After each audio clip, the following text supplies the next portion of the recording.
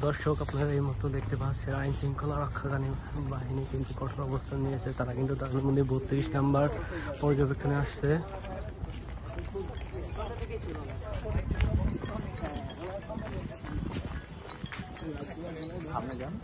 এখন রাত্রেবেলায় চলমান থাকেই, তার উপরে আজকে 15ই আগস্টকে কেন্দ্র করে আমাদের আরো চেকপোস্ট বেড়েছে। আমি মূলত চেকপোস্টগুলো তদারকি ডিউটিতে এসেছি। আমাদের প্রত্যেকটা গুরুত্বপূর্ণ জায়গায় ধানমন্ডি 32 ছাড়াও আরো পুরো ঢাকা শহরে বিভিন্ন জায়গায় যে চেকপোস্টগুলো আছে আমাদের পর্যাপ্ত পরিমাণ ফোর্স মোতায়েন হয়েছে। এটা সার্বিক আইন শৃঙ্খলা পরিস্থিতি স্বাভাবিক রাখার জন্য, জনগণের জানমালের নিরাপত্তার জন্য। এটা পুলিশের রেগুলার ডিউটি। তারপরেও আজকের দিনটাতে আমাদের অতিরিক্ত ফোর্স মোতায়েন করা হয়েছে।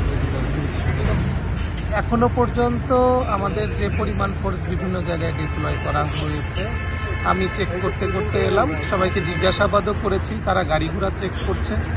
এখনো পর্যন্ত এমন কোনো বিষয় আমাদের নলেজে আসে নাই, কিন্তু প্রত্যেককেই সতর্কভাবে ব্রিফিং করা হচ্ছে যে ন্যূনতম যদি কারো কোথাও সন্দেহ হয় বা নিষিদ্ধ ঘোষিত কোনো সংগঠনের লোকজনের যদি কোনো কার্যক্রম কোথাও পরিলক্ষিত হয়, তারা যেন সাথে সাথে নিজেরাও ব্যবস্থা নেয়। আমাদের কন্ট্রোল রুম আছে, কন্ট্রোল রুমে অবগত করবে।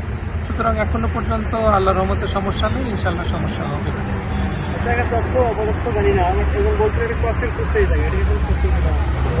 আমি মাত্র এসেছি, আমি যাদের সঙ্গে কথা বলেছি এখনো এরকম কোনো বিষয় আমার নলেজে আসে নাই। সেরকম কোনো বিষয় যদি থাকে এখানকার সংশ্লিষ্ট যারা অফিসার আছে আমি তাদের সঙ্গে কথা বলবো। আমি এখনো পর্যন্ত এরকম কোনো বিষয় শুনি নাই।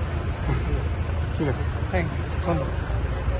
হ্যাঁ, আমি একটু ইয়েতে যাই।